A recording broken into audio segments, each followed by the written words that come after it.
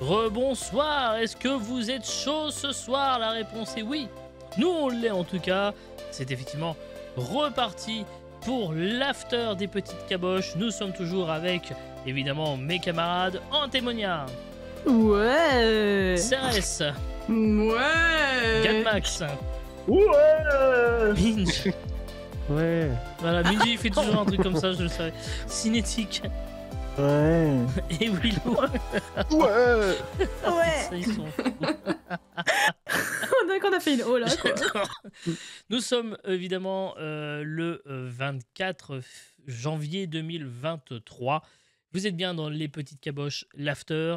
Et c'est parti pour 30 minutes de bonus. Maintenant, nous allons parler des coups de cœur dans un instant. Mais tout d'abord, j'aimerais faire avec vous, mes chers camarades, un petit bilan un peu à mi-saison de la chaîne Twitch. Voilà, j'ai déjà un peu fait cet exercice seul, mais on n'avait pas encore vraiment eu l'occasion de débriefer. Et c'est pourtant important de débriefer avec vous aussi, parce que vous êtes partie prenante du truc. Donc voilà. Alors, je voulais essayer de dire bonjour à Jox en affichant son message, mais évidemment, mon application a décidé encore une fois de ne pas marcher. Donc, bonsoir, mon cher Jox. Bonsoir, Jox. Je voulais vous dire, je ne sais plus quoi, mais c'est pas grave, on s'en fout. Oui, alors le bilan, exactement. Donc, vous savez, j'avais annoncé au mois de mai-juin que dès septembre dernier, je ferai une émission par semaine, ce qui inclut évidemment les petites caboches, Burger Quiz, qui sera le plus mauvais, qui veut gagner des miams, l'Octogone, et puis le jeu Sénaz aussi. Il y a aussi le projet GoStream. Alors là, c'est vrai que sur GoStream, depuis le Burger Quiz, GoStream du mois de novembre, je ne suis pas réapparu sur GoStream, mais rassurez-vous, j'y serai dès demain à 21h pour La Toile, où on va jouer à un jeu FMV et parler cinéma d'ailleurs. Mais là n'est pas le sujet. J'aimerais vraiment revenir sur les émissions que j'ai pu faire. Et avec vous, j'aimerais revenir par exemple sur qui sera le plus mauvais. Voilà, vous savez. Donc il y a eu 2 épisodes de Qui sera plus mauvais cette année. Donc Qui sera plus mauvais à Rocket League. C'était la 5e édition. Ça avait plutôt bien fonctionné. Parce que la formule avait été un petit peu revue cette année. En revanche, celle sur Golfit n'a pas fonctionné. Parce que ça a été toujours la même formule depuis le début, depuis 2019. Voilà.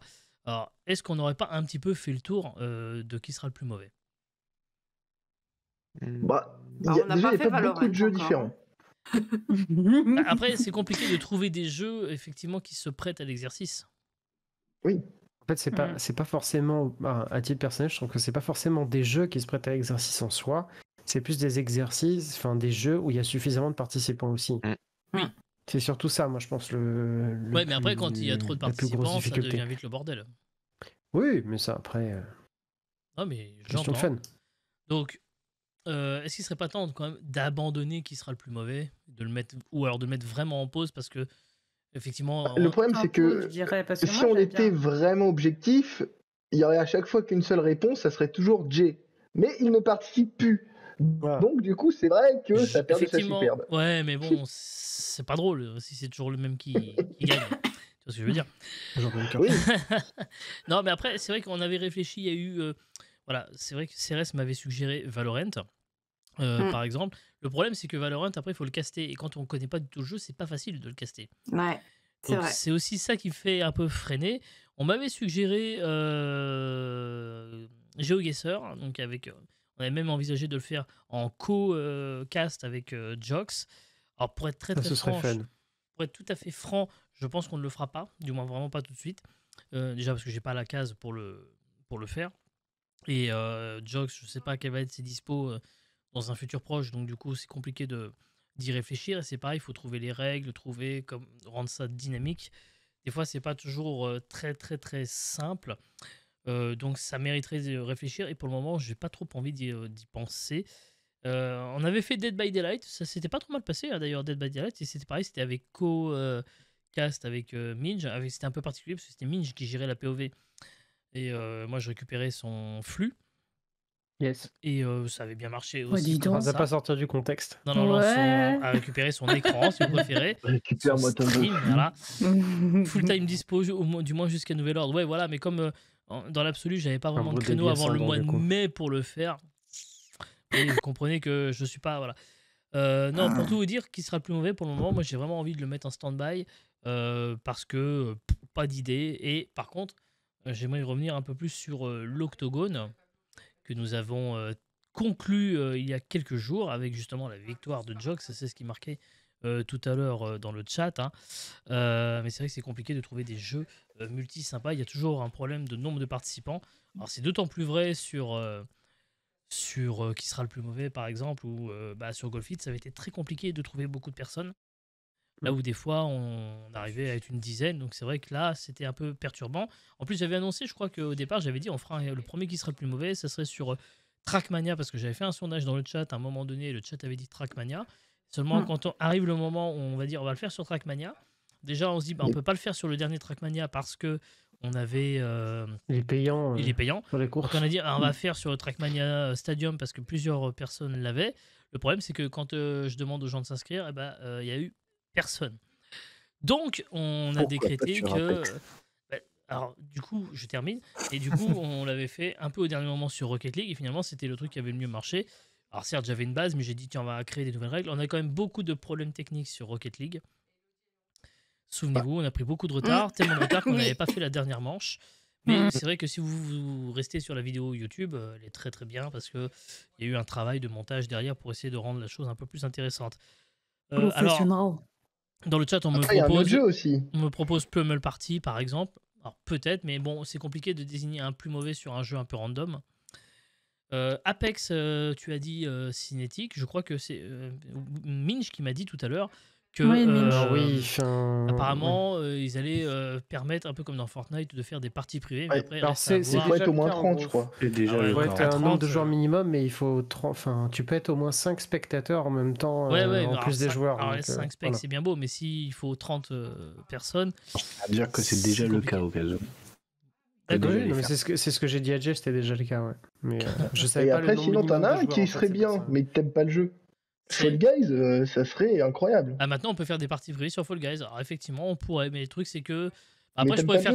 Donc, déjà, c'est quand même. Non, mais après, ce que je peux faire, c'est faire comme Zerator, ne rien faire dans la première manche et caster la suite. Oui. Pourquoi pas? C'est vrai que Fall Guys pourrait rentrer dans un potentiel retour de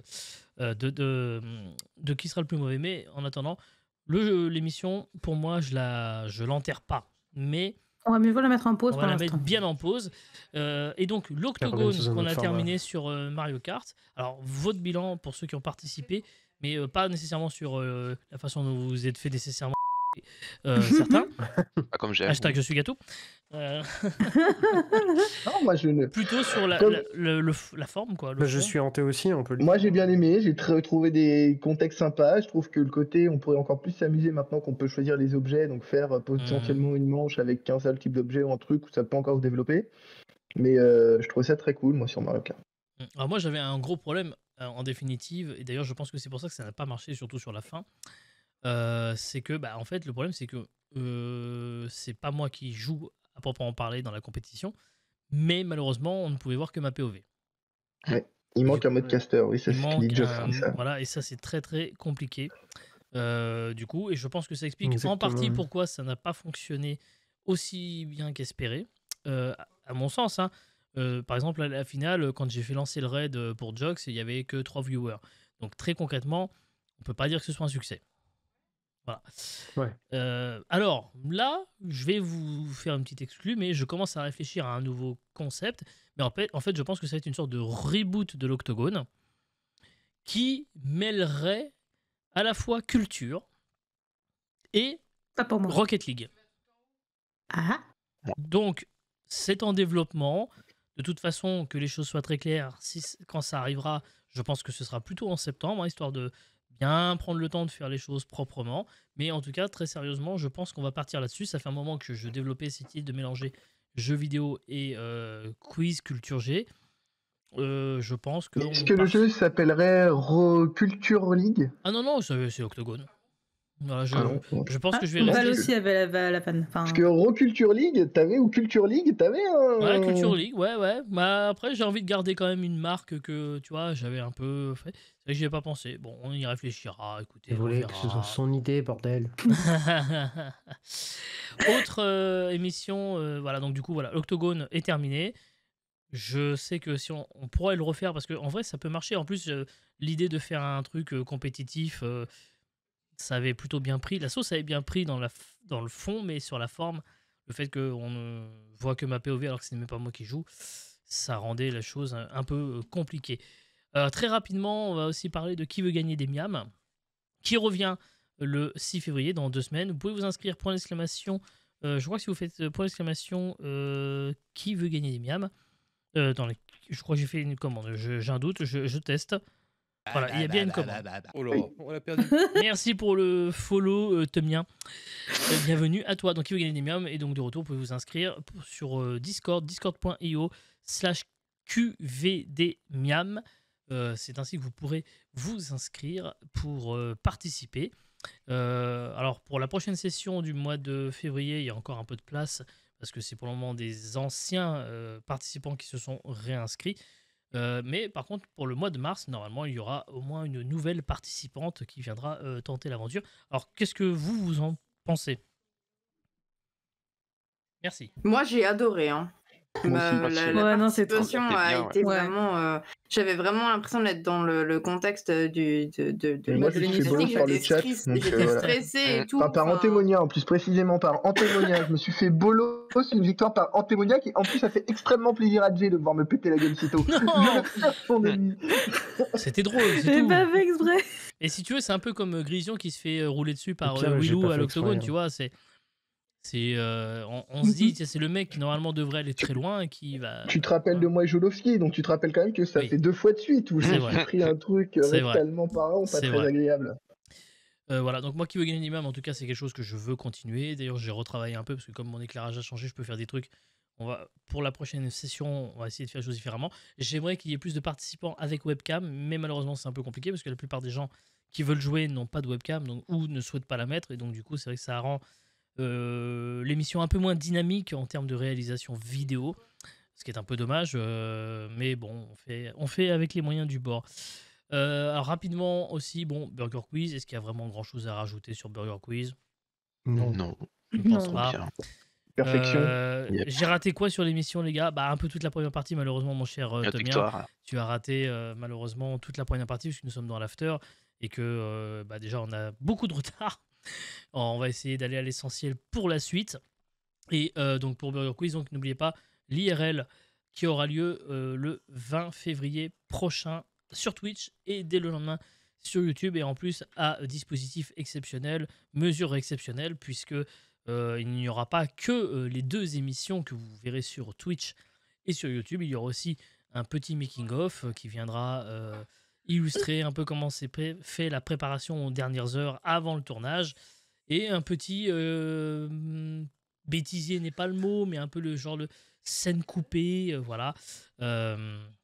Donc Un behind the scene, voilà, quoi. ouais, non, c'est pas bien aussi, c'est un peu, ouais. Moi, j'ai appelé ça pour la rediff sur YouTube les avantages du léger différé. Voilà. Donc vous verrez ça, ce sera tout sur Twitch évidemment. Et d'ailleurs, je précise que exceptionnellement sur Twitch, il y aura 20 € de chèque cadeau à gagner.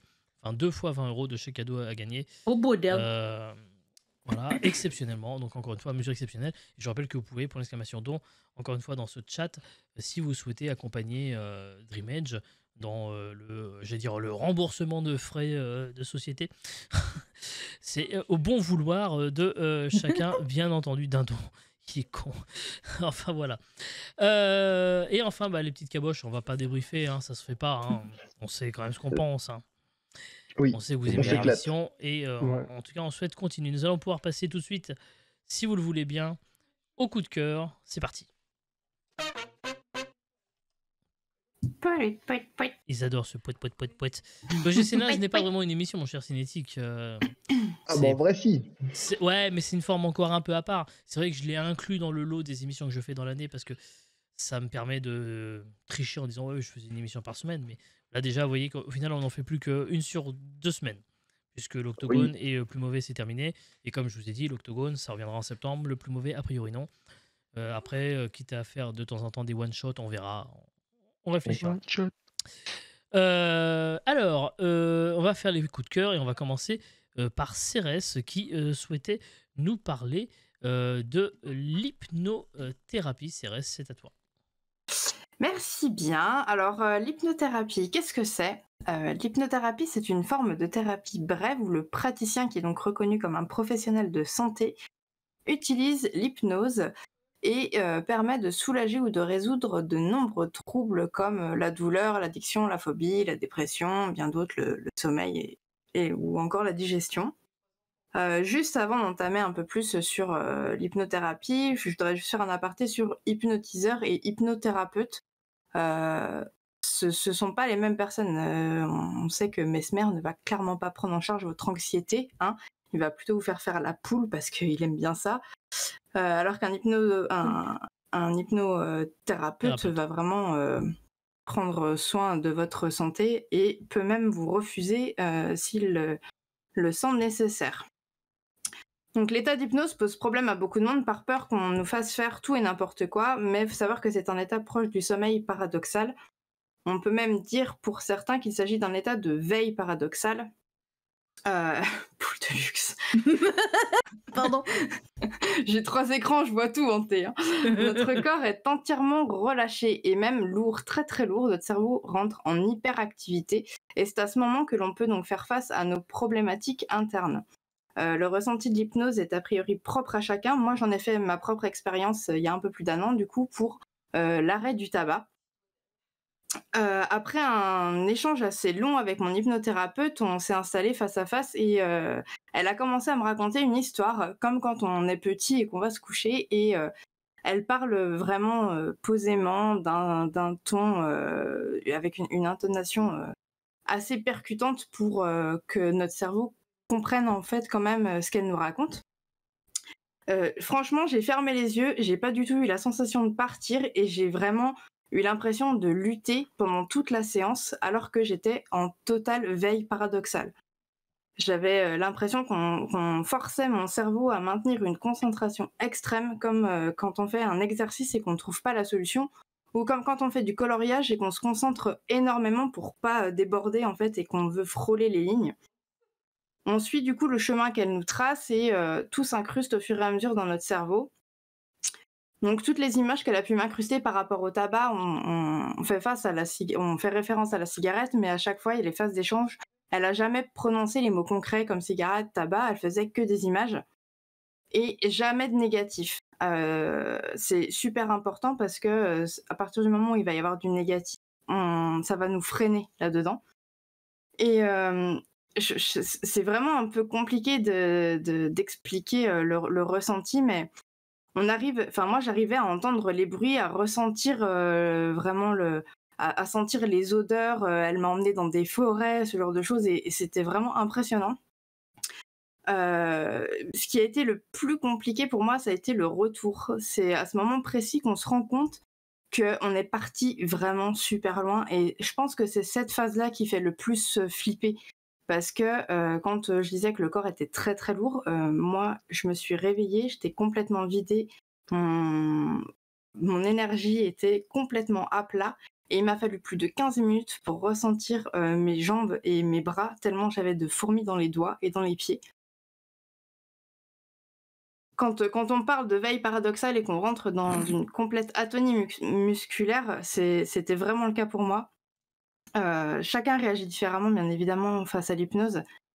Mais je pense qu'au final, ça dépend pas forcément de la croyance, parce que moi, quand j'y suis allée, j'y croyais pas spécialement. J'y suis vraiment allée en mode random. Ça fonctionne, c'est cool. Ça fonctionne pas, ben tant pis, ça me coûtera pas plus cher que ce que je dépense en tabac. Au final, ça a fonctionné. Ça fait plus d'1 an maintenant que j'ai arrêté de fumer.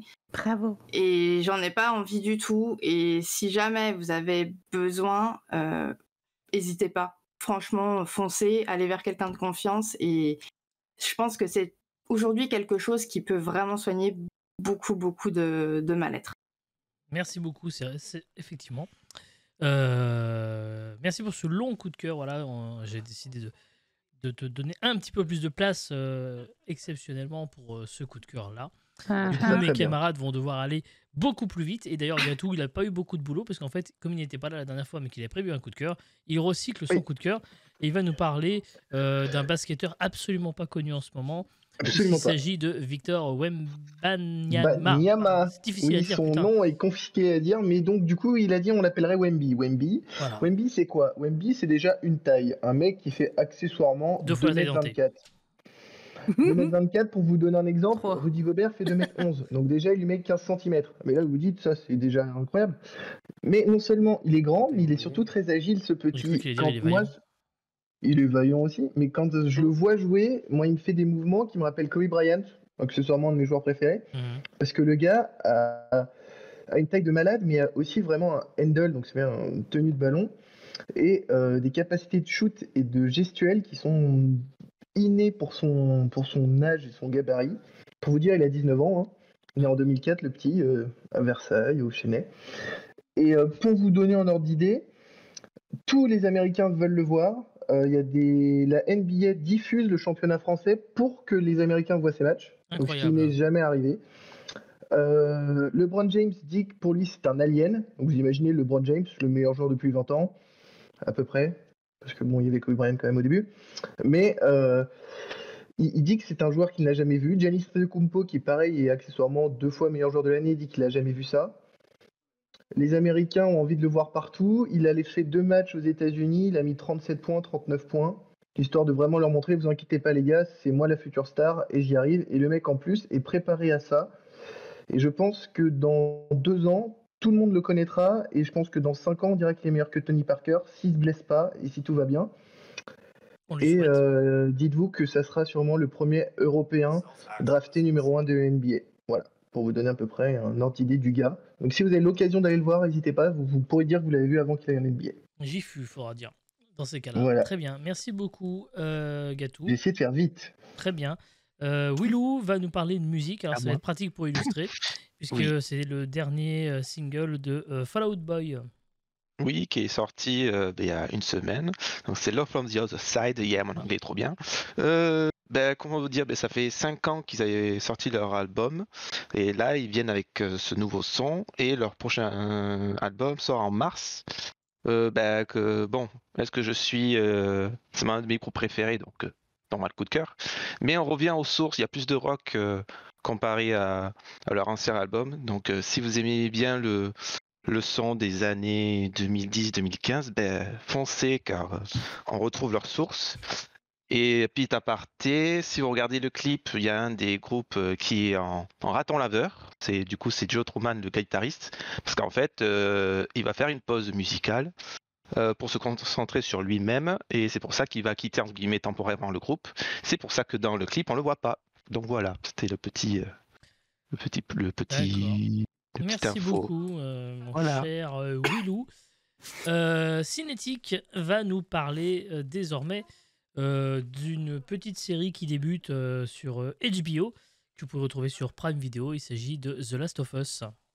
Exactement. Du coup, j'appréhendais un petit peu la série parce que The Last of Us c'est quand même un chef-d'œuvre. Je dirais même le meilleur joueur, le meilleur jeu vidéo, c'est effectivement scénaristiquement, esthétiquement, techniquement une masterclass. Ouais. Et pour adapter ce genre de truc en série, on sait que c'est compliqué. On l'a vu avec Uncharted, Hitman, Tomb Raider, c'était pas non plus que des succès, on va pas se mentir. Mais je sais pas pourquoi, je trouve que tout est réussi. Soit la com avec les pubs sur Twitch, ou même la manière qu'ils arrivent à nous rendre impatients avec un seul épisode par semaine. Parce que le classique en série télé, normalement. On n'est plus habitué maintenant parce que Netflix et compagnie sortent les séries en intégralité, mais les diffusions télé restent sur de l'épisode par semaine. Et donc, on en a pour 10... Il y a 9 épisodes, je crois. 9 épisodes, c'est ça. Puis, pour parler de la série en elle-même, je la trouve vraiment incroyable. Les acteurs choisis sont vraiment talentueux. Donc, Pedro Pascal, donc celui qui joue Joël, je trouve qu'il le joue parfait. Joël, il est parfait. Et Bella Ramsey qui fait Ellie, et c'est très bien. D'ailleurs, le fun fact, c'est qu'ils sont tous les deux vous faire enculer. Voilà. Parce qu'il y a plein de gens qui la bullshit comme quoi elle ressemble pas à Ellie Et ceux qui c'est pas pensent le ça, but. vraiment, allez vous faire enculer. Vraiment. Oui, non, Elle mais joue c'est complètement. incroyablement bien et c'est ce qu'on lui demande et c'est incroyable. Ça. C'est tout. C'est- Tu regardes la doubleuse d'Ellie dans le jeu, elle ressemble pas Oui, du mais tout ce à qui est Ellie normal en en vrai, même tu vois. temps. Mais Ellie, peu importe. le plus proche, ce serait Elliot Page. Oui, Donc, mais oui, maintenant, c'est évidemment, comme c'est voilà. Elliot, justement, c'est compliqué. Bah ouais. Mais on s'en fout, c'est pas le sujet. Le but, c'est Oui. pas de faire des copies conformes. L'actrice qui joue Tess dans la série, c'est Anna Torv, qui a joué dans Fringe, par exemple, ou dans Mindhunter. Elle est blonde en plus de base, donc là, déjà, en plus, elle a les cheveux teints châtains, mais elle ressemble pas non plus à Tess, quoi. Faut arrêter les conneries, quoi. Si tu veux Oui, non, avoir mais des c'est juste persos que les gens disent ça, copier-coller c'est au jeu, incroyable. tu regardes le jeu et Puis puis la fille de c'est Joël, tout. hein. Tu prends la fille de Joël dans le jeu, tu prends la fille de Joël Ah dans la oui, série. alors là, pour le coup, pareil. c'est même pire. Voilà. Alors là, on Même va y pire. aller, on va y aller mollo sur ce qu'on va dire, mais bon, Oui. dans Ouais. la série, dans le jeu vidéo, pardon, c'est une petite fille blonde. Dans la série, c'est une métisse. Donc encore Ouais. une fois, ça, par exemple, encore une fois, tout le monde s'en branle.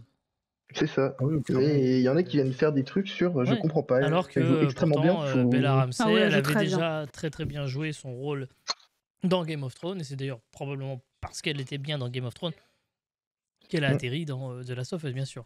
On laisse terminer Cinétique rapidement. Ah non, mais je disais que ouais, c'est un succès quand même, on va pas se mentir, c'est incroyable ce qu'ils ont fait. Maintenant, on attend la suite, mais c'est vrai que j'ai vu les 2 épisodes, pour le Oui, moment, oui. je suis à fond dedans et vraiment, je suis impatient de voir la suite. Oui, oui. Alors d'ailleurs, savez-vous pourquoi ils ont décidé de ne pas faire les sports qui volent, on va dire, dans une pièce plutôt, et qu'ils ont opté pour des sortes de filaments? Le savez-vous pourquoi? Le rendu, Quoi non, C'est c'est galère. le Neil Druckmann, donc créateur du jeu vidéo et qui réalise des épisodes de la série, qui a expliqué pourquoi. C'est parce qu'il ne voulait pas faire mettre aux comédiens des masques à gaz comme dans Ah. le jeu vidéo, afin de permettre aux spectateurs de ne rien perdre de leur performance. Ouais, logique. Logique. J'ai vu passer ça et beaucoup prennent ça pour une trahison. Moi, je ne trouve pas ça comme étant une trahison. D'ailleurs, Bah, non. après tout, si on faisait une copie conforme Pas d'une les vidéo, masques à on gaz, se ferait dommage. chier, quoi. Bah oui.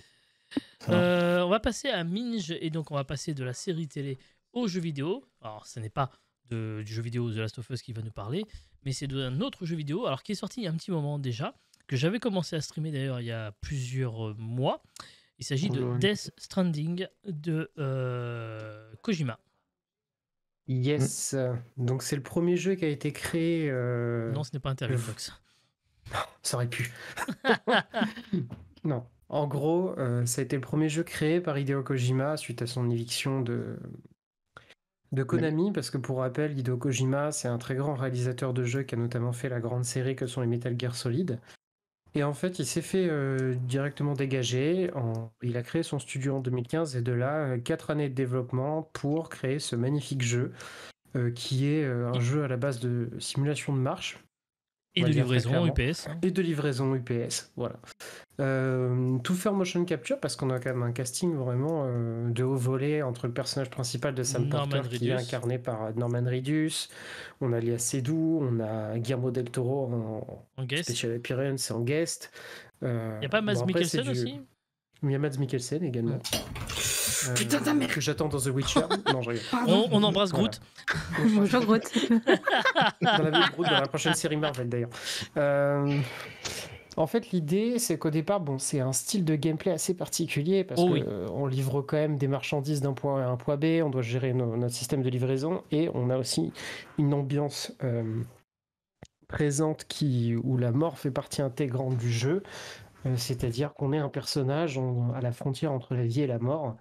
Et du coup, bah, c'est forcément du Kojima. Au départ, ça a été bien accueilli, puis moins bien accueilli parce que il y a des pros et des anti-Kojima. Moi, au départ, j'étais pas anti-Kojima, mais j'étais réfractaire à Kojima parce que j'ai joué qu'à un seul Metal Gear Solid qui était le tout dernier Phantom Pain et j'ai trouvé ça beaucoup trop redondant. Ça m'a pas plu. Donc j'attends. C'est pas que j'attendais beaucoup, mais j'étais curieux de Death Stranding et en 40 heures de jeu.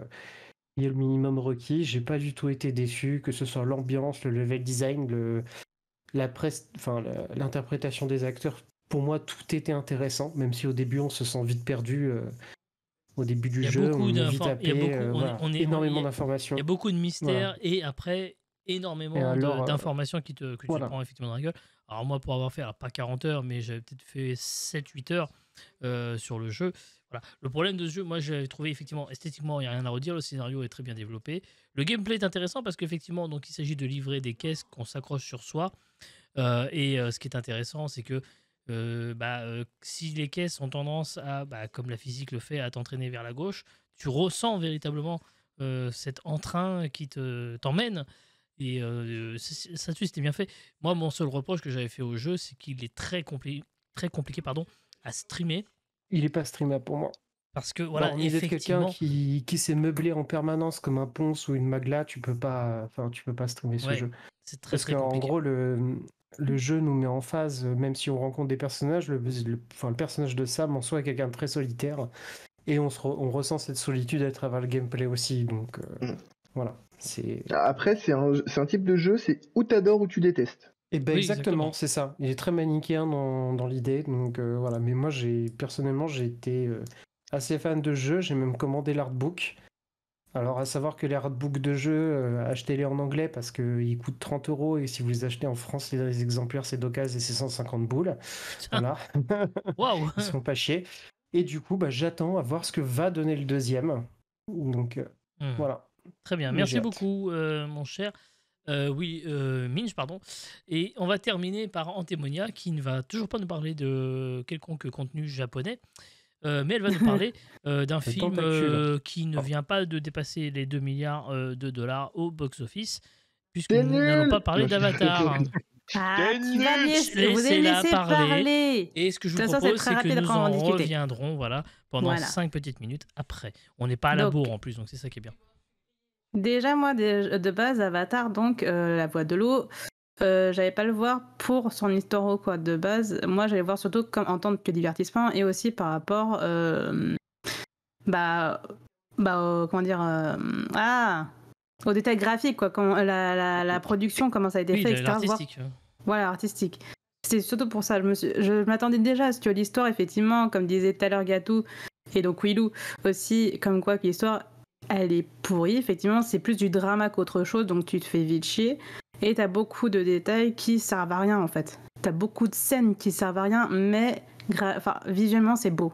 Je suis désolée, mais même On est moi, sur un film un peu contemplatif d'une certaine manière. C'est ça. De toute façon, même le 1, je veux dire, le premier, c'était aussi contemplatif. Hein. C'était exactement la même chose. Le scénario, c'était exactement pareil. C'est aussi très drama.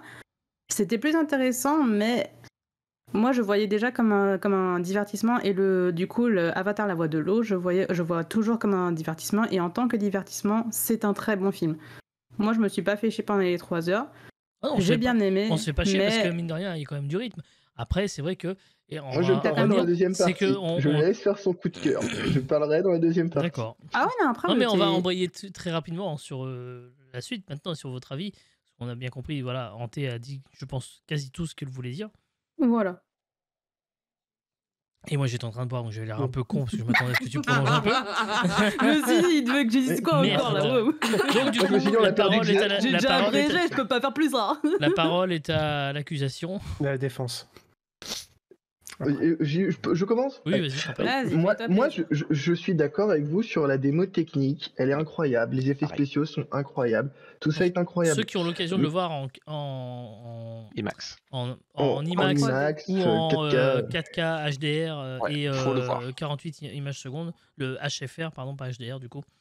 Voilà, moi c'est comme ça que j'ai eu l'occasion. Après, j'ai vu un VO CFR, donc je peux pas trop juger la VF. Moi, ce que je vais vous dire, c'est un truc simple. Dans 10 ans, ce genre de trucs, on les aura dans les jeux vidéo. Et donc finalement, il y a un si tu les Avatar qui est regardes... prévu chez Ubisoft, enfin il est reporté. Mais tu vois, dans cet esprit-là, avec sûrement un casque VR, les sensations, les trucs, la 3D, tu l'auras dans 10-15 ans dans les jeux vidéo. Quand tu regarderas ce film-là dans 10-15 ans, eh ben, il te fera rien, parce que finalement, ce qui reste sur des grands films, c'est l'histoire. Et l'histoire est bancale. L'histoire est parce que tout ce qui est technique, mais tu le pars en arrière. Pour beaucoup de films, je veux dire, tu regardes Titanic, c'est exactement la même chose. Non, Titanic, t'as une histoire. Titanic, il y a véritablement une histoire qui, pour le coup, en plus, est très documentée, puisque un truc, c'est un fait réel. L'histoire, l'histoire entre Jack et l'autre Rose. Alors ça, c'est la partie fiction. Mais oui, mais voilà. Le contour, oui. Mais tout le contexte autour, le naufrage, c'est quasiment produit comme ils l'ont montré dans le film. D'ailleurs, je vous conseille, pour ceux qui n'ont pas encore eu l'occasion, acheter la dernière version en Blu-ray, par exemple, de Titanic quand il a été remasterisé et qu'il est sorti donc en Blu-ray et en 3D. Il y a un excellent documentaire dans les bonus où justement James Cameron s'entoure de scientifiques, d'archéologues, de spécialistes aussi de la rouille pour dire est-ce que véritablement le bateau, enfin le paquebot, a bel et bien coulé de cette façon-là. Voilà, donc il y a vraiment des études qui ont été poussées très très loin, et il a consenti une petite ou deux petites erreurs, et je ne vais pas vous dire lesquelles, et je vous invite à voir ce documentaire, qui je crois a été même diffusé sur National Geographic, d'ailleurs. Voilà. Je vous rends la parole à propos d'Avatar, donc. Donc, moi là où j'allais continuer, j'allais dire, pour moi, il y a 1 heure de trop. Tu peux largement couper plein de scènes parce que on est d'accord, il y a parce que quand si même on des enlève toutes les parties contemplatives, effectivement, on peut retirer quasiment 1 heure de film, ça on est d'accord. Il y a des trucs que tu vois, que tu revois, et oui, c'est très beau, c'est très bien, mais enfin, rien que déjà son départ, je trouve que le truc est évacué très vite. Je trouve que pourquoi les humains viennent sur Terre et le switch du mec, il arrive très vite et il est incohérent. Je trouve que sur le plan scénaristique, il est pas ouf. Oui, non, oui, moi, niveau scénaristique. Bah, surtout que la moi, pour moi, venue des humains, c'est la venue Mais des humains, c'est c'est un pendant peu 1 le- seconde et après, tu n'en parles plus. C'est parfois Moi, un je peu le pense que souci je me chez James pose- moi, je Cameron. me pose la question. Les scénarios des films de Mais James à côté Cameron, de c'est ça, pas- est-ce que ces raccourcis scénaristiques-là n'étaient pas déjà prévus initialement et qu'ils ont dû être coupés pour pas faire un film trop long et qu'il y aura potentiellement une version longue Alors Et bah, tu coupes si du tu veux mon contemplatif. avis, ouais, là je suis pas J'en sais convaincu. rien. Là je suis pas Et en convaincu. fait, l'intérêt, c'est que, évidemment, tu vas à Avatar, tu vas voir Avatar avant tout pour la technique, parce qu'il a quand même mis 13 ans à le sortir. Moi, personnellement, Avatar, le premier, j'en garderai toujours un souvenir incroyable, parce que ça a été mon premier film en 3D, et pour moi, ça a été une claque, mais monumentale. Alors oui, le défaut du 2 par rapport au 1, c'est que le 1, au moins, il te posait les bases de l'univers, tu comprenais pourquoi les mecs arrivent. Là, tu vois ceux qui viennent du ciel débarquer en veux-tu en voilà, ils arrivent à dire ah bah tel truc, on le prend pour ça, et ça sort comme un cheveu sur la soupe, tu comprends pas pourquoi. En fait, ouais, les humains ils viennent, mais en mode bah on doit être, nous on est là pour être un antagoniste, mais c'est tout. Pas s'il faut un antagoniste, mais en fait, il n'y aurait pas ça, il n'y aurait pas d'intérêt du tout. Non, bien sûr. Très bien. Donc, voilà. Est-ce que quelqu'un veut rajouter quelque chose très rapidement? Parce qu'on est Moi, je suis très en assez retard. d'accord avec Max, c'est pareil. Trop très contemplatif. Et... Parfait. Alors on va terminer très rapidement par l'ultime citation de la soirée, que voici. Si vous êtes premier, vous êtes premier. Si vous êtes deuxième, vous n'êtes rien. Qui a dit ça? Jacques Séguéla. Non. Non. Ça pourrait être de lui. Ça aurait pu. C'est un Français? Non. Sportif. Américain. Sportif, américain. Non, il n'est pas Lance des Armstrong. États-Unis. Il n'est pas des États-Unis? Non. Mais c'est un sportif du coup? C'est un sportif, oui. Anglais? Pelé? Non. Pelé, bonne réponse, bravo, merci. Oh! Voilà, merci. Toulouse, Berne. Je voulais que ça aille vite, ça a été très vite. Merci beaucoup, mon cher Willou, pour avoir conclu rapidement cette citation. Merci, les petites caboches. Merci à toi. Merci de nous avoir suivis. Papa. Merci de nous avoir suivis. Le podcast de l'émission, ce sera demain soir 21h et la rediff, ce sera samedi soir sur YouTube, si vous voulez. Bien entendu, parce qu'il n'y a pas de rediff sur Twitch. Les prochains rendez-vous de ma chaîne, ce sera Qui veut gagner des miams le lundi 6 février prochain, point d'exclamation, QVD, il m'en manque une lettre. QVGDM. Une autre commande. J'ai fait de la merde, j'aurais dû faire une commande miam. A, B, C, D, E, Z, merde. Je crois que si vous mettez en plus une commande miam, je pense que ça doit marcher en plus. Comme quoi, j'ai pas été trop con en fait. Oui. Oh, le temps QVD, je sais pas quoi. Voilà. Vous retrouverez également le Burger Quiz IRL, donc le 20 février prochain. Et moi, je retrouve également demain soir sur GoStream pour donc La Toile, où on va jouer à un jeu FMV, Bloodshore, et on parlera cinéma. Et les petites caboches reviendront le mardi 7 mars. Bonne soirée à tous, des bisous, ciao ciao. Des bisous.